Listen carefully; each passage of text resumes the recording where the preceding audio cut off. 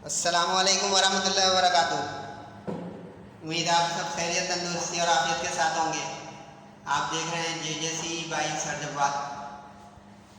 मैं हूं जव्वाद अख्तर। आज की लेक्चर वीडियो फर्स्ट ईयर वालों के प्री इंजीनियरिंग और कंप्यूटर साइंस ग्रुप वालों के लिए बहुत इंपॉर्टेंट लेके आया हूँ। मैं कराने जा रहा हूँ आपको DJ कॉलेज का मैथ्स का पेपर। अपने साथ बुक या कैलकुलेटर या हाईलाइटर रख लें ताकि आप एंड तक इंटरेस्ट लें इस लेक्चर में। अच्छा, इसमें डीजे वालों ने जो किया, मैं पहले ही एक चीज़ बता दूं, अच्छी खबर आपको, दुआ करें बोर्ड वाले भी यही करें। उन्होंने सारी की सारी MCQs word to word exercise की दी हैं बुक की। तो मैंने आपकी आसानी के लिए लेफ्ट पे लिख दिया है किस किस चैप्टर में है। लेकिन फिर भी अगर आपको इसमें किसी MCQs की अंडरस्टैंडिंग ना आए तो मुझसे आप पूछ सकते हैं। इसमें लिखा हुआ है modulus of x plus 5 iota is equal to 3। इसको आप सॉल्व करेंगे जब, तो इसको सॉल्व करने का तरीका ये होता है कि मॉडुलस का मतलब होता है रूट के अंदर स्क्वायर। वैसे ये वाली मैं उसमें भी सॉल्व करवा चुका हूँ आदम जी के पेपर में। x स्क्वायर प्लस 25 सही है, और राइट पे 3 है। अब स्क्वायरिंग बोथ साइड करें तो x square plus 25 equal to 9, तो x square is equal to 9 minus 25 minus का 16, प्लस माइनस 4 आयोटा आ जाएगा क्योंकि माइनस का रूट जो होता है वो आयोटा के साथ आता है। ठीक है जी, सेकंड ऑप्शन हो गया प्लस माइनस 4 आयोटा। दूसरी जो MCQ है इसका आंसर है 1। सर कैसे आया? इसका तरीका ये होगा बेटा, पहले आप कॉन्जुगेटिंग करोगे और कॉन्जुगेटिंग करने के बाद इसका ब्रैकेट खोल दोगे तो आपके सामने आंसर आ जाएगा 1। सही है। A square matrix for which, इसमें इस तरह तय करते हैं कि आई जो है वो जे से स्मॉलर है या ग्रेटर है। आई जो है वो रॉ होती है और जे जो है वो कॉलम होता है, यानी रॉ की तादाद ये रॉ है और ये कॉलम की तादाद है। अब उसने कह दिया कि आई जो है वो जे से कम है, तो इसका मतलब हो जाएगा ये लोअर ट्राइंगुलर हो जाएगी, क्योंकि लोअर ट्राइंगुलर वो होती है जिसके ऊपर के सारे एलिमेंट ज़ीरो हो जाए। यानी डायगोनल बनाएंगे ना यूँ, तो ऊपर की तरफ ज़ीरो आ जाएंगे। ये डायगोनल होता है ना, ये यूँ, इसमें यहाँ पे ज़ीरो आ जाएंगे तो आप कहेंगे लोअर ट्राइंगुलर। अगर ऊपर नीचे की तरफ ज़ीरो आ जाएंगे तो उसमें यहाँ पे ग्रेटर का निशान होगा। एक्चेलॉन फॉर्म में नॉन ज़ीरो जो रॉज होती है उसको क्या कहते हैं? थ्योरी है, याद कर लें, रैंक कहते हैं। रैंक, अगर 2 में 0 और 1 में नहीं है तो रैंक 1 हो गया। 1 में 0 नहीं है लेकिन 2 में बाकी सारे 0 हैं, यानी ये non zero rows, non zero rows. यानी इस तरह यूँ समझे कि पहले में आया 1 2 3, इसमें आ गया 0, इसमें आ गया 0, अब 2 में 0 है, ये नॉन ज़ीरो है ना, तो आप कह देंगे इसका रैंक जो है वो 1 है। अगर यहाँ पे भी 0 के अलावा कोई एलिमेंट होता तो रैंक 2 हो जाता। यानी रैंक तय होता है जितनी ज़ीरोज़ वाली रॉ ना हो, नॉन ज़ीरो, उल्टा मत कर दिएगा। कोफैक्टर ऐसे निकालते हैं, 2 2 लिखा हुआ है तो 2 और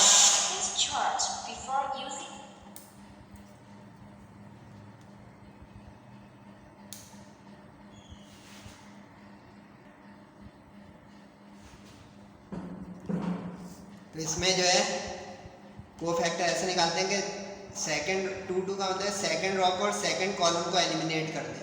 तो यहाँ से 2 हटाएं और यहाँ से 2 हटाएं तो क्या बचा? 1 4 0 माइनस 1। अब इसको ADPC से खोल दें, जो जवाब आ जाए माइनस 1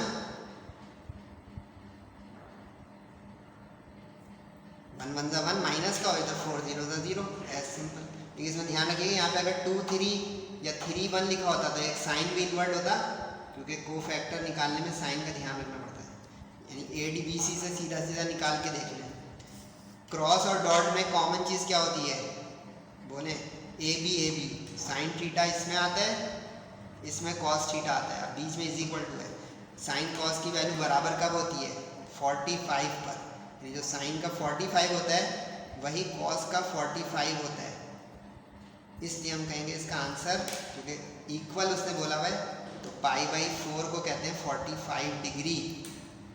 सही है। कितने वेक्टर्स हैं यूनिट लेंथ के जो किसी वेक्टर पे परपेंडिकुलर हो सकते हैं उसके प्लेन पर? 2। ये हिफ्ज कर लें क्योंकि ये थ्योरी है कि दो वेक्टर पे perpendicular right hand thumb rule से निकलता है, हमेशा दो ही होंगे। ज्योमेट्रिक सीरीज फाइनाइट नंबर दे, फाइनाइट नंबर उस वक्त देती है यानी जब वो टेंड्स टू 0 हो, और ये उसी वक्त होती है जब वो कन्वर्जेंट सीरीज हो, कन्वर्जेंट ज्योमेट्रिक इनफाइनाइट सीरीज हो।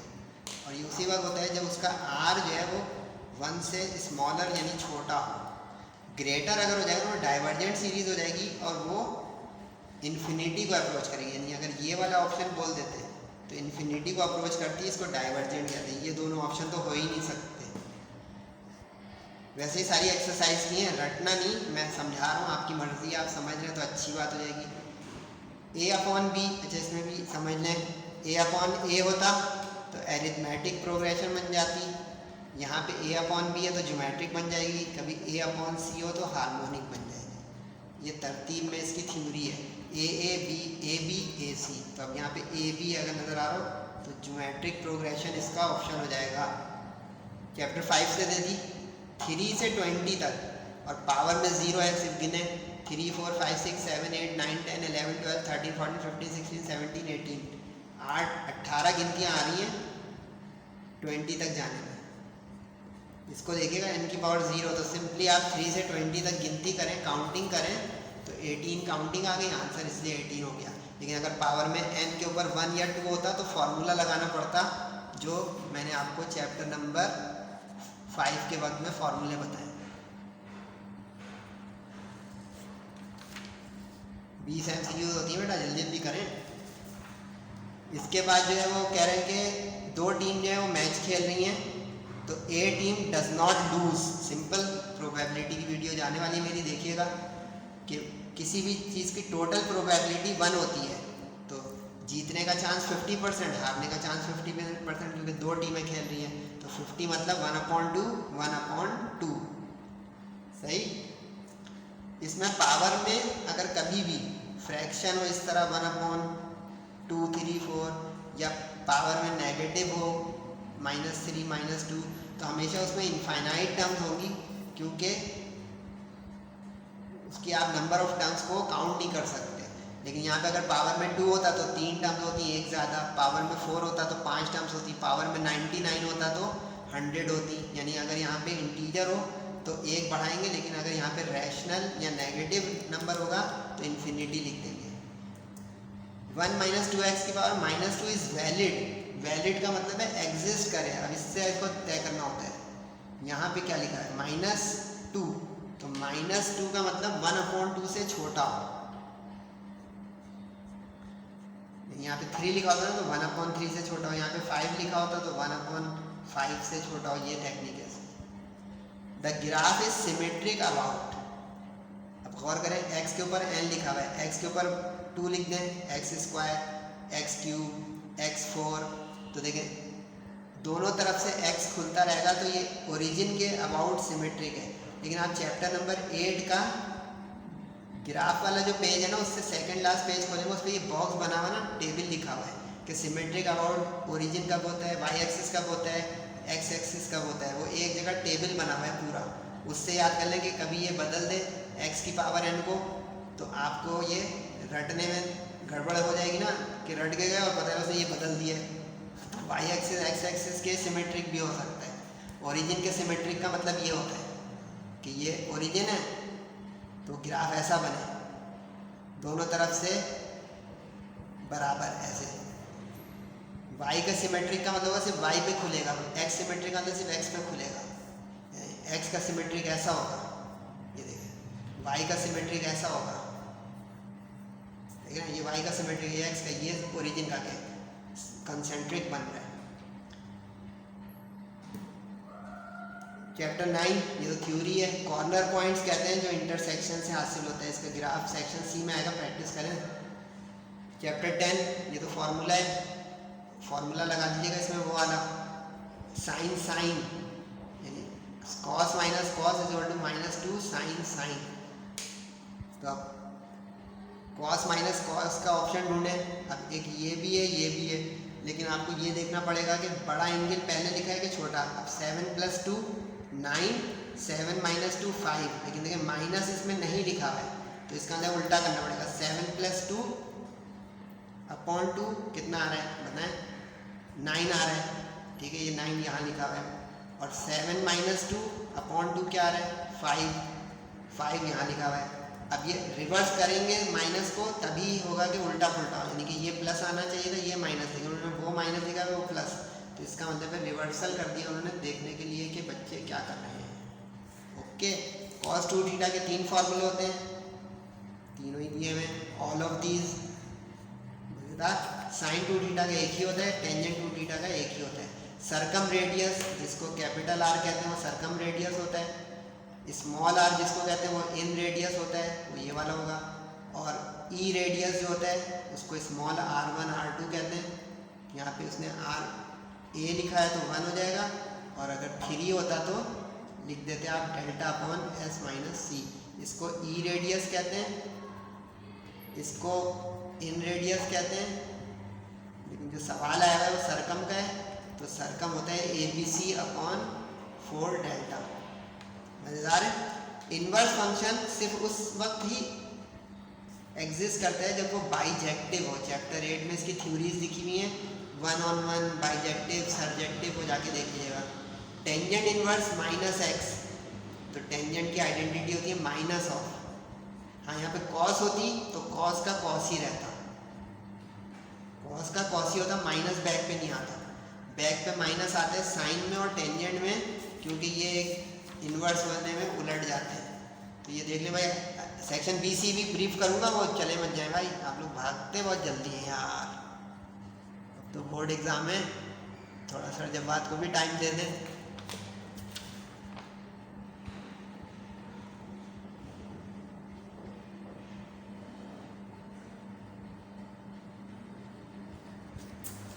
अच्छा, सेक्शन BC में इन्होंने ज़्यादातर बुक के सवाल दिए हैं, वर्ड टू वर्ड दिए हैं। मैं सिर्फ ये ब्रीफ करूँगा कि सर जवाब के इंपॉर्टेंट लग रहे हैं कि नहीं। सेक्शन B में 10 पार्ट करने हैं, सही है। एडजॉइंट वाला ये अनएक्सपेक्टेड है मेरे हिसाब से। रियल इमेजिनरी वाले को मैंने इंपॉर्टेंट निकाला। अच्छा, रेफरेंस लिख दिया मैंने कि आप बुक में मार्किंग भी कर सकते हैं DJ के पेपर को प्रैक्टिस करने की खातिर। इसको आप टैली भी कर सकते हैं मेरे इंपॉर्टेंट क्वेश्चंस की वर्कशीट के साथ। प्रॉपर्टीज़ वाली एक्सरसाइज भी मोस्ट इंपॉर्टेंट मैंने दी हुई, उसका क्वेश्चन भी इंपॉर्टेंट दिया हुआ लग गया। ये थोड़ा सा अनइम्पॉर्टेंट है, लेकिन मैंने इसके नीचे वाले को इंपॉर्टेंट दिया है, इन्होंने ऊपर वाला दे दिया है। यानी 3 मैंने इंपॉर्टेंट निकाला, इन्होंने 4, तो ये 50-50 में गया। GP की कंसेक्यूटिव टर्म मोस्ट इंपॉर्टेंट देख रहे हैं। चैप्टर 2 के 2 आएंगे पार्ट, चैप्टर 3 का 1 आएगा, 7 के 2 आएंगे। ये नोट भी करते हैं पैटर्न, किसका कौन सा चैप्टर कमज़ोर है, स्ट्रॉन्ग है, वो इससे फॉलो करके अपनी स्ट्रेंथ बना सकता है। मॉडल पेपर ये सब प्रैक्टिस करें एक जगह, प्रैक्टिस शीट बना के। ये अनएक्सपेक्टेड है मेरे हिसाब से। 5 चैप्टर में से जो NN वाले सवाल हैं वो आने चाहिए। How many diagonals and triangles can be found, ये 6 चैप्टर का कॉम्बिनेशन का आ गया है, ये 50-50 में जाएगा। ये मोस्ट इंपॉर्टेंट आ गया मैथमेटिकल इंडक्शन का डिविजिबल वाला 7.1 का मैंने निकाला हुआ है, सही है जी। ये सवाल सर्किल का मतलब है कि ये नहीं आने चाहिए, लेकिन अगर आप प्रैक्टिस करना चाह रहे हैं तो बिस्मिल्लाह, मैं आपको पेपर इसलिए दिखा रहा हूँ। इन्वर्स वाला सवाल मोस्ट इंपॉर्टेंट मैंने निकाला हुआ है। इक्वेशन ऑफ ग्राफ ये भी मोस्ट इंपॉर्टेंट निकाला हुआ है, चैप्टर 8 के 2 आ गए। ये चैप्टर 10 का मोस्ट इंपॉर्टेंट मैंने निकाला है प्रूफ का, स्मॉलेस्ट एंगल 11.2 का। अच्छा, एक ही एक्सरसाइज के 2 सवाल आ नहीं सकते हैं, लेकिन इन्होंने जो 2 निकाले दोनों के दोनों मैंने इंपॉर्टेंट बताए हुए, प्रैक्टिस कर लें। ये वो साइन लॉ को साइन लॉ वाली एक्सरसाइज है। ये ग्राफ जो उन्होंने दिया है ये मेरे हिसाब से अनएक्सपेक्टेड है। शो दैट वाला सवाल इंपॉर्टेंट बना हुआ है, तो आप गौर करें। 10 अगर हो रहे ना, जैसे कुछ स्टूडेंट मुझसे ये सवाल पूछेंगे सर ये इंपॉर्टेंट आपके लगेंगे, गैस लगेंगे या नहीं, तो देखिए तरीका ये होता है जजमेंट का। पैनिक होना नहीं है आपको, अपने आप को कंफ्यूज नहीं करना है। अगर इसमें 3 पार्ट नहीं हो रहे हैं, 4 नहीं हो रहे हैं, नो टेंशन, आपके 10 हो गए, क्योंकि 15 में से 10 उठाने हैं। तो आपको अपनी तैयारी को डाइवर्ट नहीं करना है इस तरह के किसी पेपर को देख के जिसमें हमने सर्किल नहीं लगाया है, वो 50-50 उसकी प्रैक्टिस को ले आए। जैसे ये वेक्टर वाला सवाल सही है। बाकी जो है देखिए 12 पार्ट हो रहे हैं, 11 पार्ट हो रहे हैं माशाल्लाह। सेक्शन सी पे आ जाए भाई, Gauss Jordan most important book का सवाल। उसके बाद ये 4.9 सीक्वेंस सीरीज़ का मोस्ट इम्पॉर्टेंट सवाल, मार्बल वाला प्रोबेबिलिटी का देख लीजिए। चैप्टर नंबर 4 से 6 से 2 से एक लॉन्ग आने, बाइनोमियल एक्सपेंशन का 7.3 के आखिरी 3 इंपॉर्टेंट बताए, उसमें से आ गया। पैरेललोग्राम का वेक्टर में से मोस्ट इम्पॉर्टेंट बताया, वो आ गया माशाल्लाह। ये देखें 9 चैप्टर का ये नहीं आना चाहिए, इक्वेशन बनाना आना चाहिए, क्योंकि पहले इसमें आपको फॉर्मुलेशन करनी पड़ जाएगी, उसमें ही 10 मिनट लग जाएगा इस वर्डिंग को पढ़कर। ठीक है, तो डीजे वाले थोड़ा सरप्राइज दे रहे हैं, नो टेंशन। आप इसके अलावा देखें कि मेरे 5 सवाल लॉन्ग में हो रहे हैं कि नहीं। ट्रिग्नोमेट्रिक इक्वेशन चैप्टर नंबर 12 में से एक ज़रूर आना है, मैंने इंपॉर्टेंट निकाला था। और 10.4 का ये इंपॉर्टेंट, अच्छा काफ़ी सारे स्टूडेंट बस वो वाला कर रहे हैं 20-40 वाला, इसकी भी इंपॉर्टेंस है। देखें मैंने ये इंपॉर्टेंट निकाले दे दिया ना डीजे वालों ने, बोर्ड में भी इंशाल्लाह आ सकता है। तो ये देखें भाई 1 2 3 4 5 6 हो रहे हैं, हमें करने हैं 5। तो ये हो गया अच्छा सा पेपर, प्रैक्टिस करें इसकी सेक्शन सी से भी और सेक्शन बी से भी। लेफ्ट पे जो एक्सरसाइज है उसको बुक में मार्किंग कर लें और बुक में जाके लिख लें डीजे, कि डीजे ने ये दिया है पेपर में।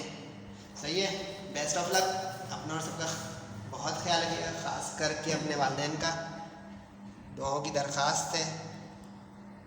अस्सलामु अलैकुम वरहमतुल्लाह।